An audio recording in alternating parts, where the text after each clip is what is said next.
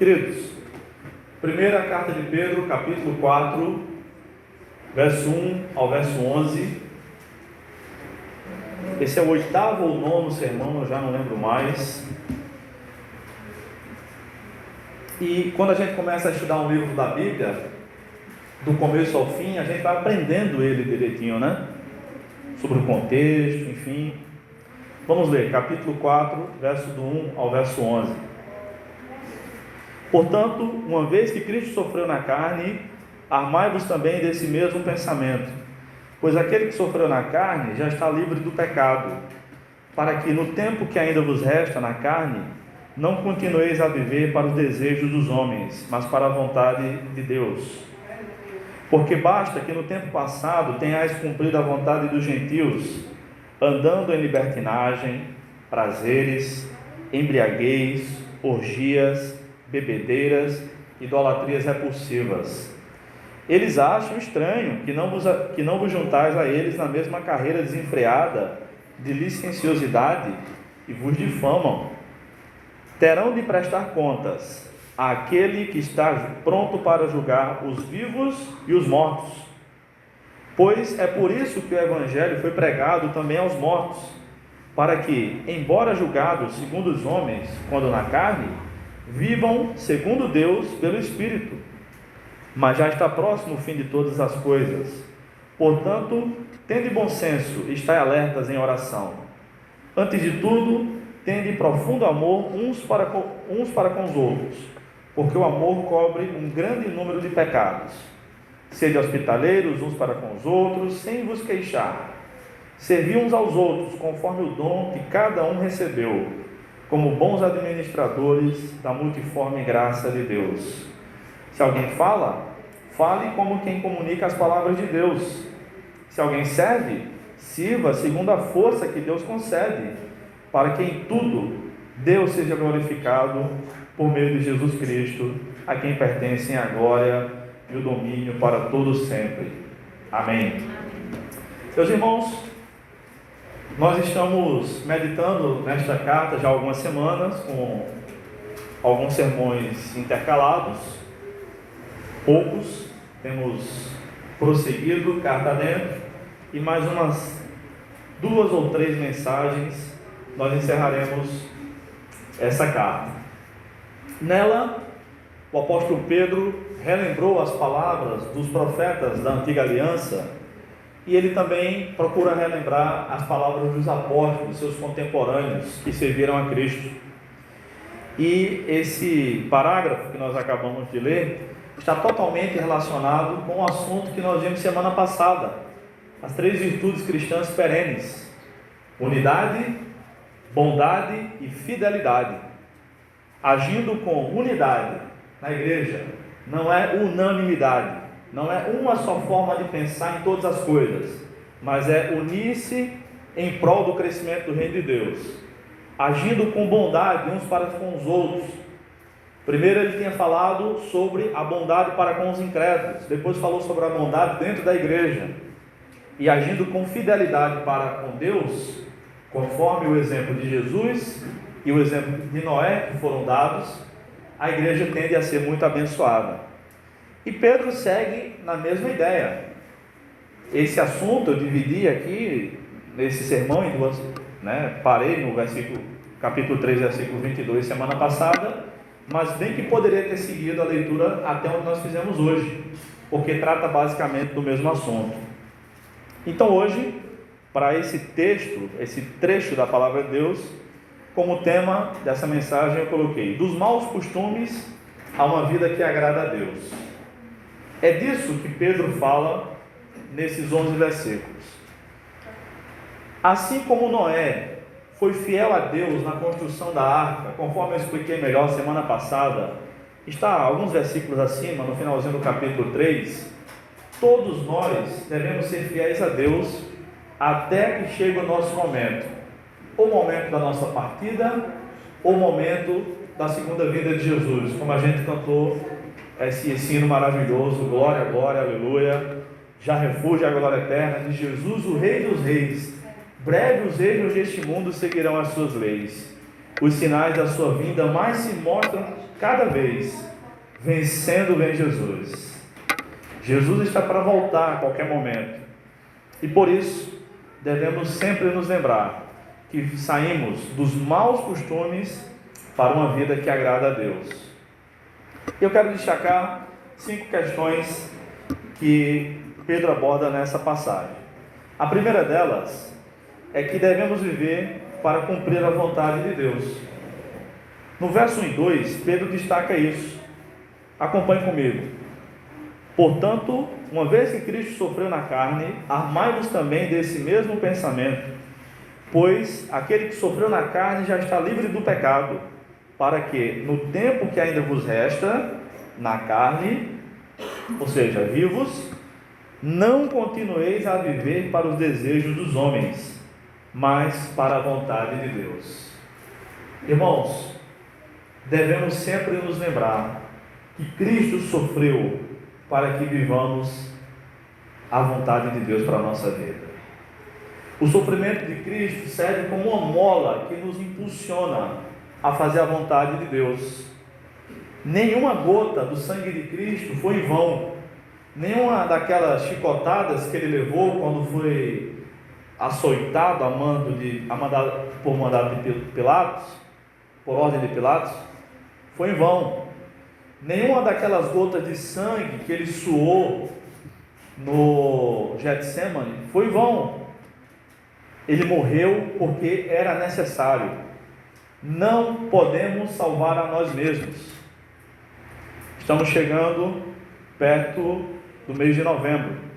E no último sábado do mês de novembro, há mais de 300 anos, um grupo de pessoas peregrina ali do cruzamento da Rua das Trincheiras com a Avenida João Machado, numa igreja que tem ali, até a igreja que tem lá na Praia da Penha. Eles vão a pé, no último sábado de novembro. E agora eu estou morando num lugar que eles vão passar bem na frente, né? Pedindo a Deus que esse ano não tenha. Ano passado não teve, que a noite toda de muito barulho. Já morei lá perto, sei como é. Mas isso não é o pior. Isso não é o pior. O pior, irmãos, é saber que toda aquela multidão está caminhando. Alguns fazem casa de madeira, de isopor, enfim, e vão agradecer a deuses, que eles nem dizem que são deuses, mas na prática consideram, que nada fez por eles, que nada pode fazer por eles. Na verdade, eles é que têm que carregar as imagens desses supostos deuses.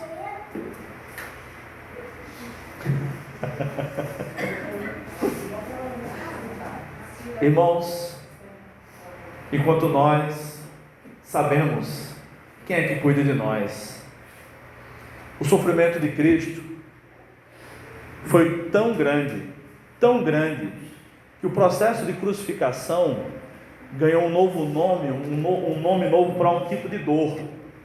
Era a dor excruciante. Sabe quando a gente sente uma dor terrível? A dor mais intensa que eu já senti na vida foi quando um escorpião picou meu pé pela segunda vez. Eu já fui picado nos 2 pés. Graças a Deus não foi de uma vez só, né?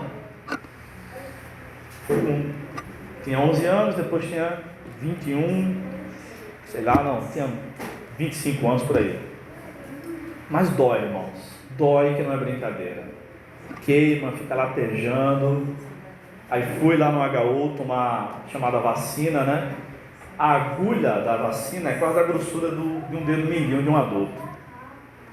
Sem brincadeira nenhuma. E dói mais que a picada do escorpião.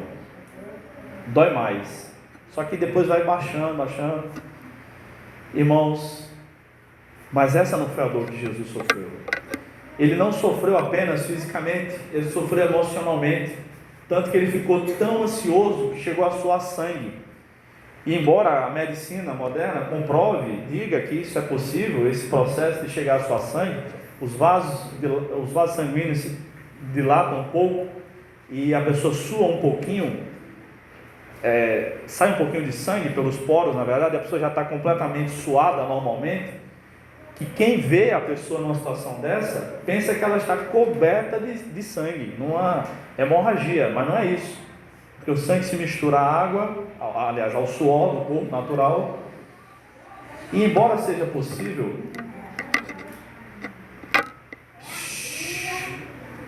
garotinho, senta aí, filho, senta aí. Embora seja possível, eu nunca ouvi dizer que isso tenha acontecido com um ser humano além de Jesus. E é interessante que isso tenha sido registrado exclusivamente pelo Dr. Lucas, que era médico. Então devemos cumprir a vontade de Deus. E o que é que isso tem a ver com a morte de Cristo? Ele morreu, ele sofreu, não para que a gente vivesse, não para que a gente viva a velha vida de pecado, mas para que a gente viva a nova vida com Deus, a vida que agrada a Deus.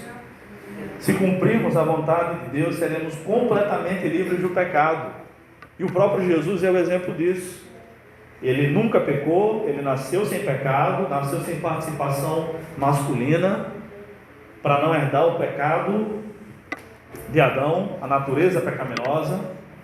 Ele nunca pecou, ele cumpriu toda a lei em nosso lugar. De modo semelhante, claro, nós nascemos em pecado, e se vivemos de uma maneira que agrada a Deus, um dia seremos livres completamente do pecado. A gente não vai mais pecar, a gente não vai mais ofender a Deus. Essa é uma das grandes esperanças. A gente lembra do céu quando está sofrendo, né? Claro, a gente quer que Jesus volte, né? Maranata, ora vem Senhor Jesus, é uma oração. Maranata é uma palavra aramaica, na verdade é a junção de duas palavras, Maranata, que significa vem Senhor, é uma oração numa palavra só, vem Senhor. Há 2000 anos a igreja clama, faz essa oração, vem Senhor, mas devemos pensar no nosso encontro com o Senhor também como a cessação de toda ofensa que nós fazemos a Deus. Cada vez que a gente comete um pecado, a gente ofende a Deus. Um dia isso acabará.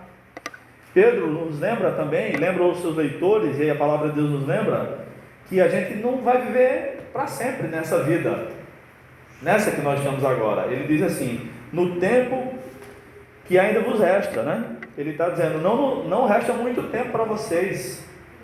Significa dizer que todo o restante da nossa vida deve ser vivida para Deus, sem reservas.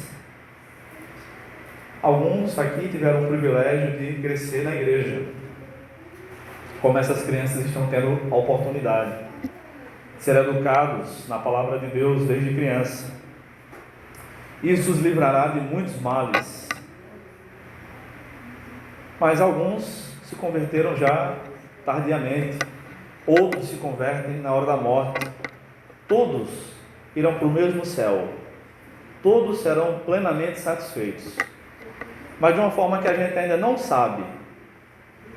Receberão recompensas diferentes. Ninguém vai ser, quando a Bíblia fala de coroa da vida, coroa da vitória, enfim, são 7 coroas que são mencionadas, é a mesma coroa, mas com 7 nomes diferentes, 7 títulos diferentes. Não é coroa de pedras, irmãos. Sabe aquela história que às vezes a gente diz, é mais uma pedrinha na sua coroa? Não é aquele tipo de coroa de rei que tem pedras, é coroa de louros, sabe? Aqueles louros que coloca aqui na orelha, fica preso aqui por uma orelha, preso pela outra, quando nas Olimpíadas alguém ganha a competição do atletismo. Na Olimpíada de Atenas em 2004, isso foi mais visível, né, do que nas outras Olimpíadas, porque as Olimpíadas começaram na Grécia, e as Olimpíadas modernas, essas que nós acabamos de ver, esse ano teve também uma nova edição, Tóquio 2020, foi em 21, eles não tinham essa coroa. É uma coroa daquelas que nós vamos receber, só para dizer que nós vencemos. Qual foi a nossa vitória? Qual será a nossa vitória? Chegar lá. E outra coisa, nós não ficaremos andando pelo céu com uma coroa, para que a gente se gabe, olha, fulano, não. Em Apocalipse capítulo 4, aliás capítulo 5, todas as coroas serão depositadas diante do trono de Deus. Então, um dia, quando estivermos no céu, recebermos nossa coroa da vitória, a coroa da vida, nós vamos tirar voluntariamente, com muita alegria, e vamos depositá-la diante do trono de Deus, dizendo que é Ele que pertence à vitória, e não a nós. No céu não haverá lugar para orgulho, como aqui na terra. No céu ninguém será bajulado. No céu ninguém vai se sentir melhor que o outro.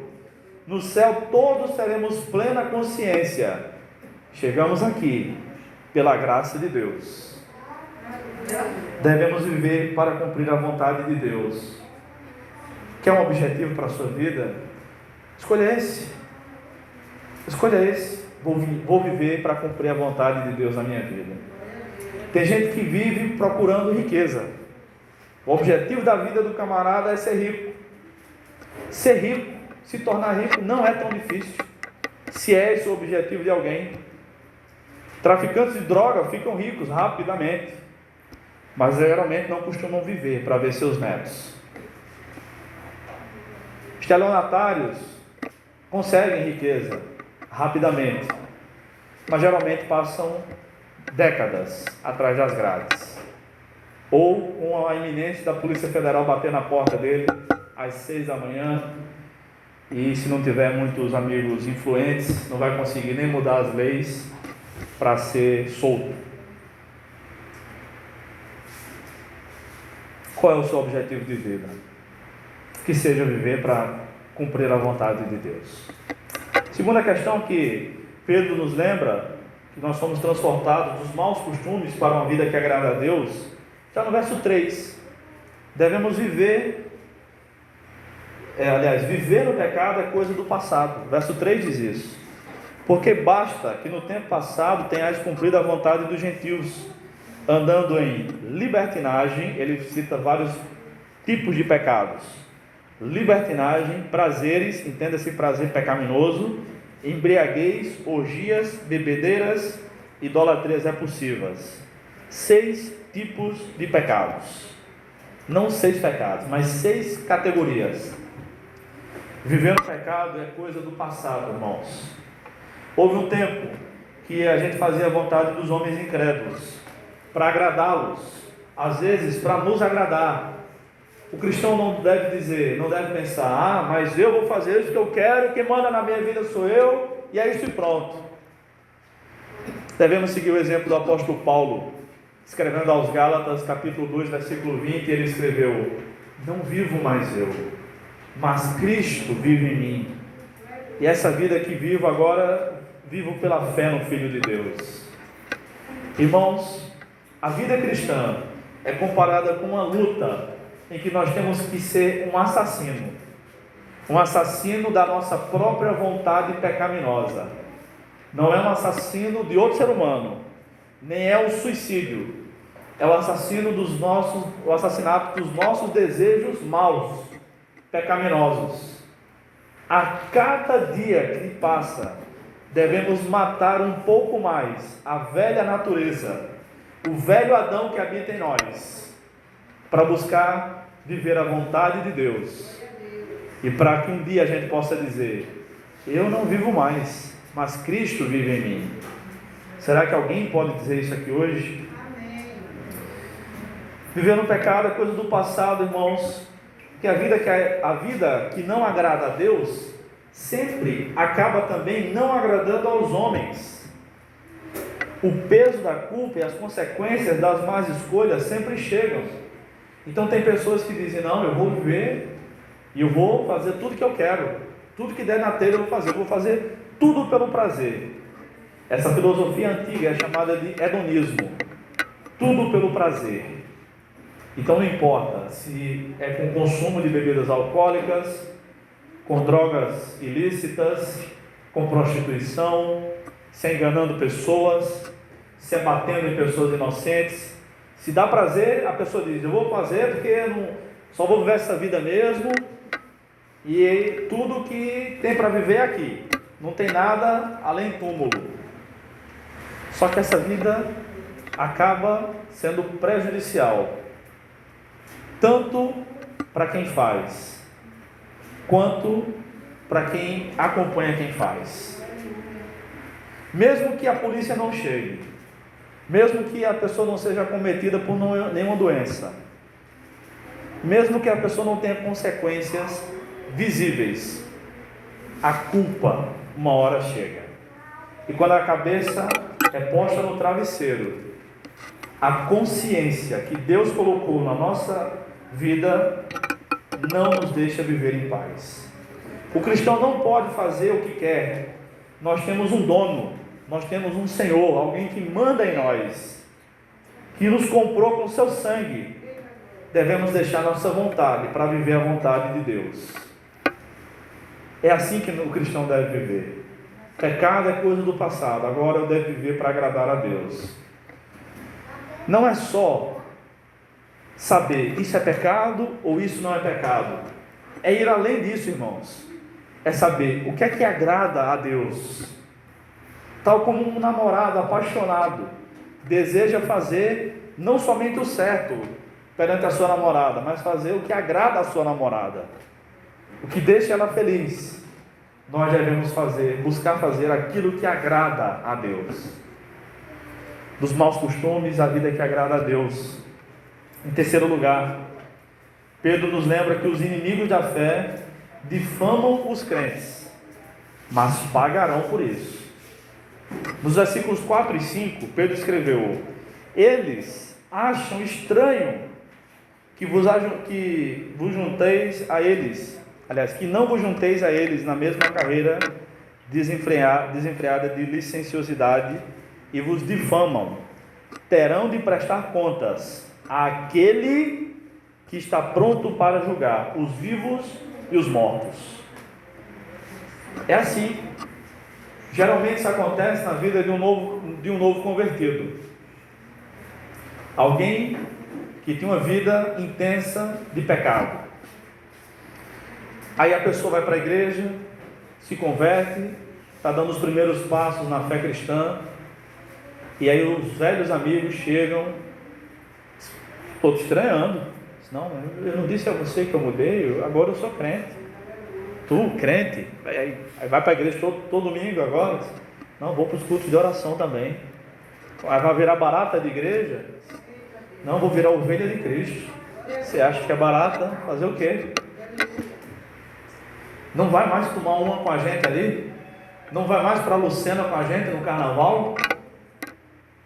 Não vou não. Não vai mais assaltar banco com a gente? A gente ganhava tanto dinheiro.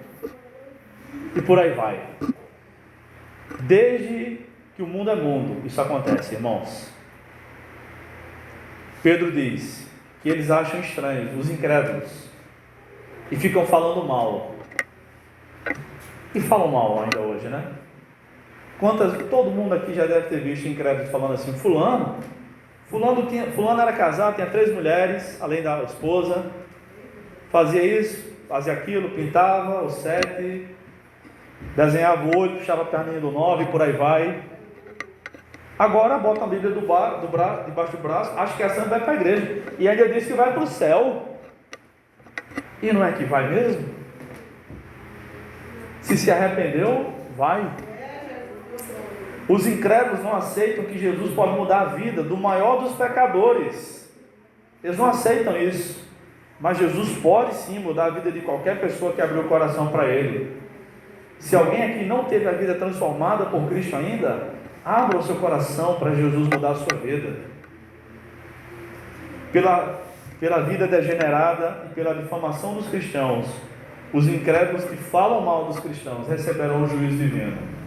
Aquelas pessoas no trabalho, na família, na vizinhança, que a gente sabe ou que a gente não sabe, que nos difamam porque somos cristãos.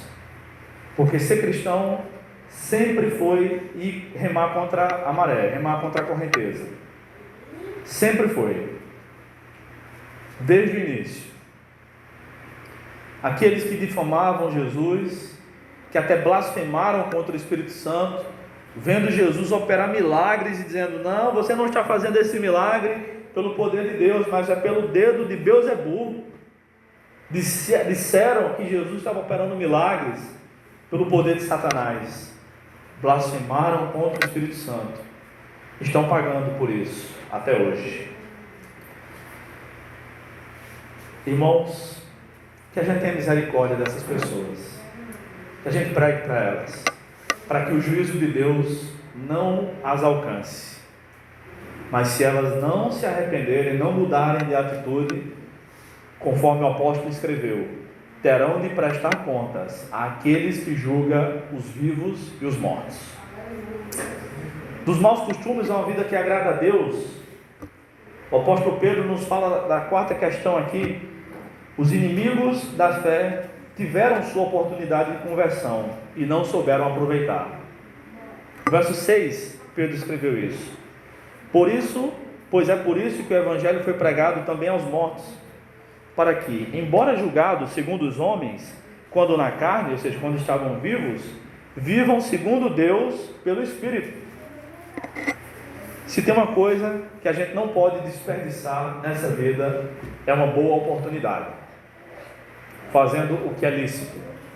Aliás, tem um ditado antigo, parece-me que é um provérbio chinês, que diz que há 3 coisas que não voltam: uma flecha lançada, uma palavra falada e uma oportunidade perdida. Realmente, irmãos, falou, não volta. Lançou a flecha, ela não volta, não é bumerangue. Quanto à oportunidade, sendo uma oportunidade de salvação, talvez Deus conceda ainda outra oportunidade, como concedeu a mim e talvez a algum de vocês aqui. Mas muitos incrédulos que estavam perseguindo a igreja e que, quando Pedro escreveu essa carta aqui, já haviam morrido, tinham deixado a oportunidade de conversão passar. Esse texto, eu quero que vocês prestem bastante atenção a ele, porque tem gente que pensa, baseado nesse texto, que é possível que Jesus tenha pregado aos mortos, e ligam esse texto aqui ao capítulo 3, verso 18 e 19, que nós lemos semana passada. Olha, até numa leitura superficial, até parece mesmo, olha o que diz: pois é por isso que o evangelho foi pregado também aos mortos. Opa, como assim o evangelho foi pregado aos mortos? Se só é possível ouvir o evangelho nessa vida. E a Bíblia explica isso de capa a capa, de Gênesis a Apocalipse. É muito simples. Quando Pedro escreveu essa carta, essas pessoas a quem ele estava se referindo aqui já haviam morrido.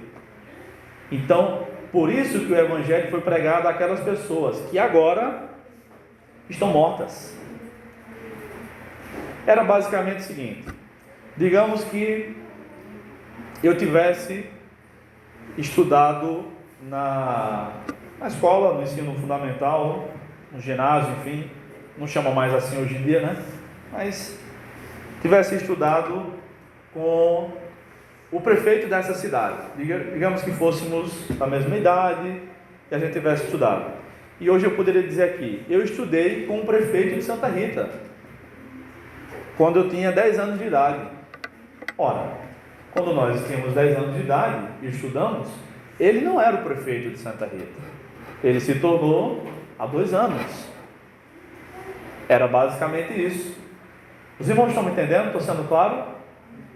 Quando Pedro escreveu a carta, essas pessoas que ouviram o evangelho elas ouviram o evangelho estando vivas, obviamente. Mas quando Pedro escreveu, elas já não estavam mais vivas. É isso.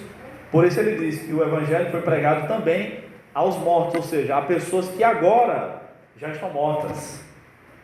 E Pedro lamenta isso, porque elas tiveram a oportunidade de ouvir o evangelho, e ouviram, de se arrepender, mas não se arrependeram. Não se arrependeram. Ouvir o evangelho, irmãos, é a maior, e aceitá-lo, obviamente, é a maior decisão que alguém pode tomar, a mais importante de todas. O evangelho deve ser pregado a todas as pessoas, irmãos. Algumas se arrependerão, outras receberão o juízo divino. Não cabe a nós escolher a quem nós vamos pregar. nem é nossa responsabilidade se as pessoas se convertem ou não. Nossa responsabilidade é pregar o Evangelho. Dos maus caminhos aos caminhos que agradam a Deus. Em quinto e último lugar, devemos viver sabendo que o fim se aproxima. Pedro fala sobre isso nos últimos versículos do parágrafo, do verso 7 ao verso 11. Ele diz isso no verso 7: mas já está próximo o fim de todas as coisas, portanto, aí ele dá uma série de recomendações, já que o fim de todas as coisas está próximo. Irmãos, se o fim de todas as coisas já estava próximo quando Pedro escreveu essa carta há quase 2000 anos, imagina agora.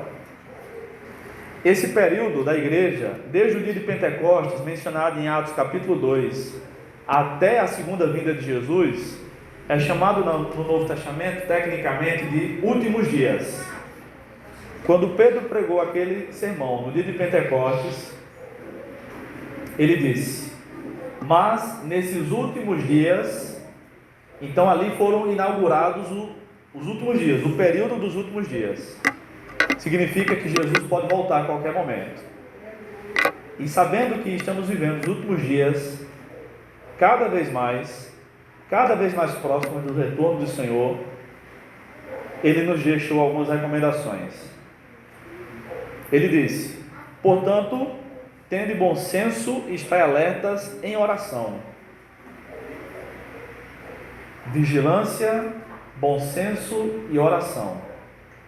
O bom senso cristão conduz à vigilância e à oração. O que é vigilância para o cristão? É estar sempre atento. É estar sempre atento em relação ao que a gente fala, a como a gente age, a examinar o nosso coração para ver se há amargura nele, para ver se tem alguma coisa que não agrada a Deus em nossa mente, e para que a gente possa estar sempre com a guarda erguida. A oração é uma das nossas armas. Aliás, Paulo diz isso, que a oração é uma guerra em uma de suas cartas, na carta aos Colossenses. Então, irmãos, enquanto estamos nos deslocando para o nosso trabalho, devemos orar. Quando a gente acordar, a gente deve pedir a Deus que tenha misericórdia de nós, que nos proteja, que nos livre do mal, que nos conduza para a vontade dele. Quando a gente estiver tomando banho, a gente pode orar, aproveitar a ocasião e pedir a Deus: assim como essa água está lavando o meu corpo, purifica também meu coração, Senhor. Enquanto a gente estiver fazendo uma refeição, a gente pode agradecer a Deus, porque milhares de pessoas passam fome todos os dias no nosso país. O que é de cortar o coração? Porque o Brasil produz 20% da produção de alimento do mundo é produzida aqui no Brasil. 20%. Irmãos, usando apenas 8% da nossa terra para plantar. Você já fez umas 3 refeições hoje ou mais? Está esperando para daqui a pouco jantar, ou em casa ou fora? Tem gente no nosso país, talvez tenha nessa rua, não sei, que não fez nenhuma refeição ainda hoje. Não é um motivo de agradecer a Deus? Pedro também diz que devemos amar. No verso 8 ele diz isso. Devemos viver com amor. Amor cristão significa respeito, e faz com que até relevemos alguns pecados dos irmãos. Ele diz, verso 8: antes de tudo, tende profundo amor uns para com os outros, porque o amor cobre um grande número de pecados, ou uma multidão de pecados, como pode estar na sua Bíblia. O que é isso? Não é que o amor cristão vai deixar com que as pessoas façam tudo de errado, sem chamar atenção. Não é isso. É que enquanto vocês se relacionam comigo, apesar dos meus defeitos, vocês me amam. Enquanto a gente se relaciona uns com os outros, mesmo sabendo os defeitos que todos nós temos, a gente deve se amar, deve se respeitar em Cristo. Pedro também abordou a questão da hospitalidade no verso 9, quando disse: sede hospitaleiros uns para com os outros, sem vos queixar. Naqueles tempos, irmãos, não havia tantos hotéis como há hoje. E os evangelistas, que eram considerados missionários da época, eles viviam precisando de hospedagem. E eles se hospedavam enquanto pregavam de cidade em cidade, dando aulas de Bíblia, né? Ensinando os cristãos menos maduros na fé, mais iniciantes. Eles se hospedavam na casa dos irmãos. Hoje em dia, quando uma igreja tem condições para convidar um pregador de fora, geralmente coloca ou na casa do irmão mais rico da igreja, ou num bom hotel da cidade. Mas a gente também pode, além de receber pessoas na nossa casa, ou para dormir, ou para receber uma oração, para tomar um café, para uma boa conversa, se cercar de amigos é bom, irmãos, viu? É importante. Além disso, a gente deve ser hospitaleiro na igreja. Se chegar alguém aqui, irmãos, cheirando mal, com uma roupa que a gente julgue inadequada para a ocasião, que a gente sempre vem muito arrumado, cheiroso, graças a Deus por isso. Todo mundo aqui está sempre bem arrumado. Se chegar alguém maltrapilho, essa pessoa deve ser tão bem recebida quanto qualquer uma, quanto qualquer outra.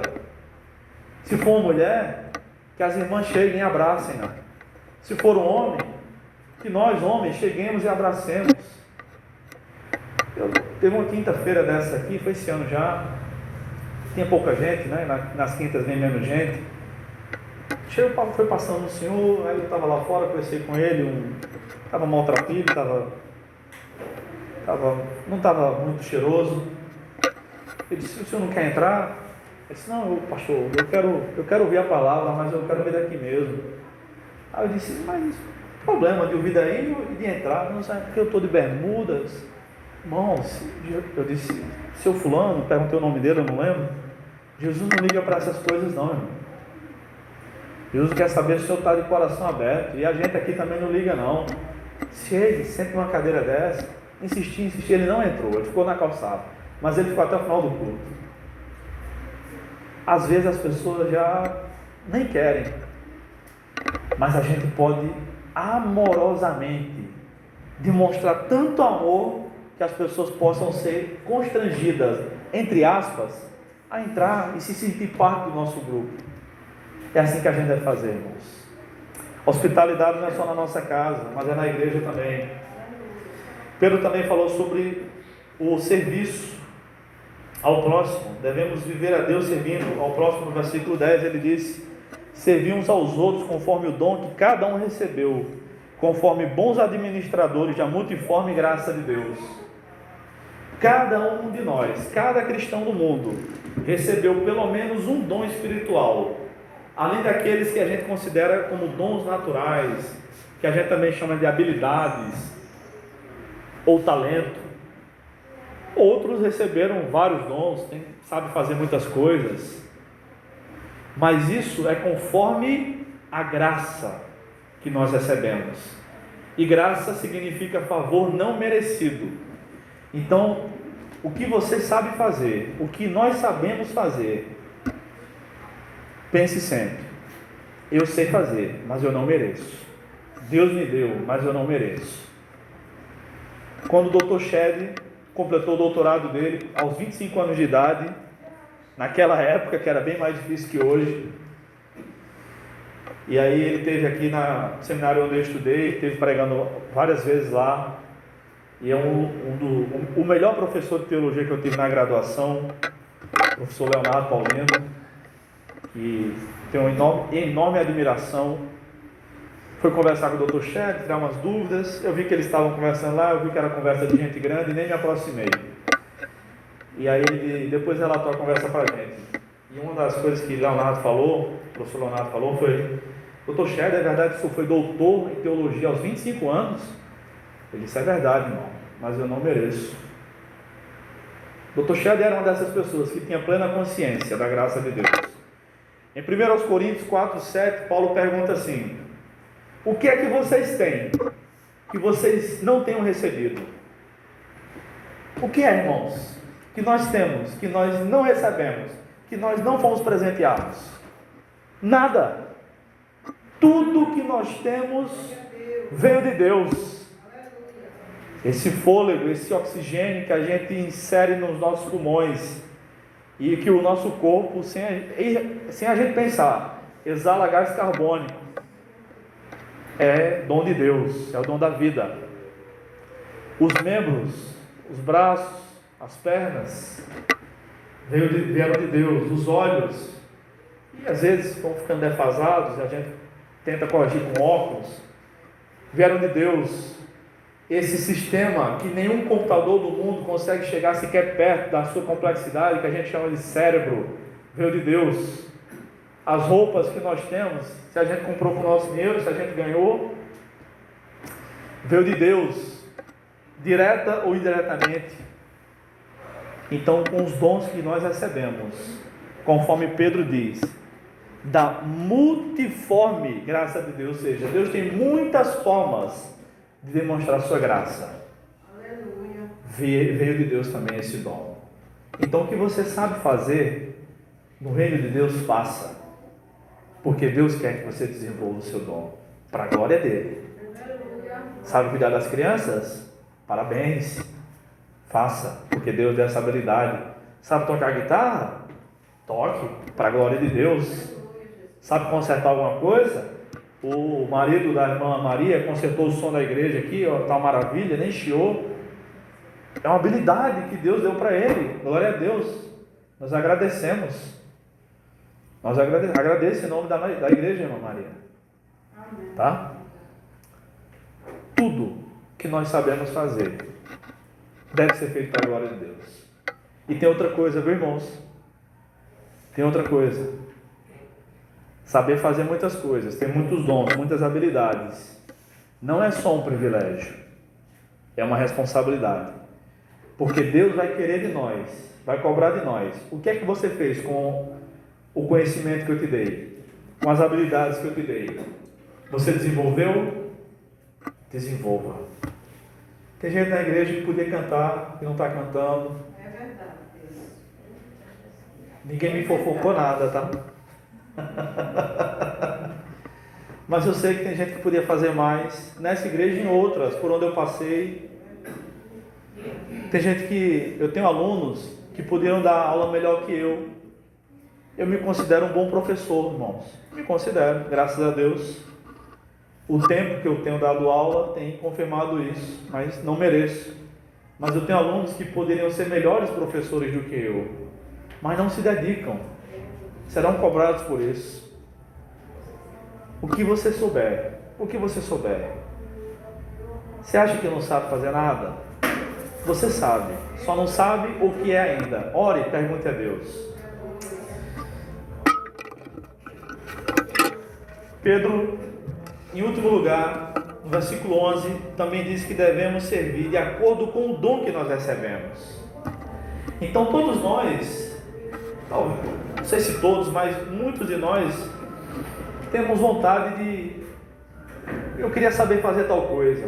Eu queria saber tocar guitarra, tocar violão. Eu toco em casa, mas toco ruim, meu Deus. Se eu me afasto de Kelly para a bichinha não sofrer muito. A minha gata é um ser irracional, age por instinto, ela gosta, às vezes vem para eu tocar. Ela gosta. Mas é uma coisa, eu queria saber cantar, por exemplo. Mas eu sou desafinado, então eu só canto em casa para não atrapalhar a obra de Deus. Não tenho coragem. Mas, irmãos, esse é o X da questão. Cada um de nós deve servir a Deus conforme o dom que recebemos. É o que ele diz no verso 11. Se alguém falar eu sei. Fale como quem comunica as palavras de Deus. Se alguém serve, sirva segundo a força que Deus concede. Deus te concede força, persistência para servir cada vez mais. Sirva, para que em tudo Deus seja glorificado por meio de Jesus Cristo, a quem pertencem a Ele a glória e o domínio para todos sempre. Amém. Foi para tudo isso Foi que Deus nos tirou dos maus caminhos para fazer a vontade dele. Para concluir, Deus nos deu a maior oportunidade da vida, a de poder servi-lo. Essa é a maior oportunidade. Para alguns, é poder servir ao governo, é poder tirar uma foto com o presidente da República, é poder ir a um jogo de futebol de um jogador famoso e receber dele a camisa autografada. Talvez isso signifique alguma coisa para alguns e não seja necessariamente pecado. Tem gente que gosta dessas coisas e de outras mais, mas sem dúvida alguma, a maior oportunidade que nós temos, o maior privilégio que nós temos é o de poder servir a Deus. Ele nos resgatou dos maus costumes que o desagradavam, para que vivamos fazendo sua vontade. Você tem certeza que está fazendo a vontade de Deus? A vontade de Deus pode ser conhecida da seguinte maneira: pela convivência com Ele. A gente descobre o que alguém gosta, convivendo com esse alguém. Não perguntando a outros sobre esse alguém, mas é convivendo. E a gente convive com Deus, a gente anda com Deus quando a gente lê a Bíblia diariamente, medita nela. Quando a gente ora, quando a gente tem experiências com Deus, a gente sabe como Deus vai agir. Tem coisa que eu já sei, irmão, como é que Deus vai fazer. Não sei de tudo, não sou Deus. Deus não revela tudo. Não sou o queridinho de Deus, Deus nem tem queridinhos. Mas a gente que anda com Deus já sabe que como algumas coisas serão resolvidas. A gente já sabe, irmãos. Semana passada, Deus revelou para uma das nossas irmãs aqui que o diabo se levantaria contra mim. Ela juntou 2 outras irmãs e as 3 oraram por mim. E quando eu estava celebrando a ceia do Senhor, eu fiz menção a isso, coisa que eu não costumo falar. Quando terminou o culto, elas vieram falar comigo. E foi justamente na quinta-feira, não foi, irmão? Na sexta-feira, o diabo se levantou contra mim. E no sábado, ele caiu por terra. Irmãos, quando a gente vai andando com Deus, Deus vai dando mais luz para a gente saber como é que está o caminho. Se está esburacado, se está livre, se a gente deve andar mais para cá ou mais para esse outro lado. A gente vai andando com Deus e Deus vai dando mais luz, como quem está dirigindo de noite numa estrada escura. O farol não chega muito longe, mas quando a gente vai chegando perto, a gente vê que tem uma placa, que tem uma lombada, e a gente, reduz o carro, passa. Eu já passei numa lombada às 4 da manhã, graças a Deus não virou o carro, mas não vi. Porque não tinha luz suficiente, porque eu não conhecia aquela estrada. E decidi viajar às 4 da manhã. E depois teve mais problemas, mas isso não cabe agora contar. Mas quando a gente vai andando com Deus, Deus vai mostrando a vontade dele para nós. Vamos orar, irmãos. Deus Todo-Poderoso, Criador dos céus e da terra, que inspirou a Tua Palavra, inspirou a Bíblia Sagrada, que comunica, que fala fortemente aos nossos corações. Obrigado, Senhor, por mais esse trecho da Tua Palavra e por essa oportunidade em que podemos meditar nela, Senhor. Em nome de Jesus, eu Te agradeço pela vida de cada irmão aqui, que o Senhor tem dado dons, que eles têm servido ao Senhor, e aos irmãos, a todos nós, com esses dons. Obrigado, Senhor, por essas crianças que estão crescendo nos Teus caminhos. Conduz a vida delas, transforma, livra-os do mal, traz também os pais delas, ó Deus, e muito obrigado por ter nos tirado dos maus caminhos para uma vida que agrada a Ti. Em nome de Jesus. Amém.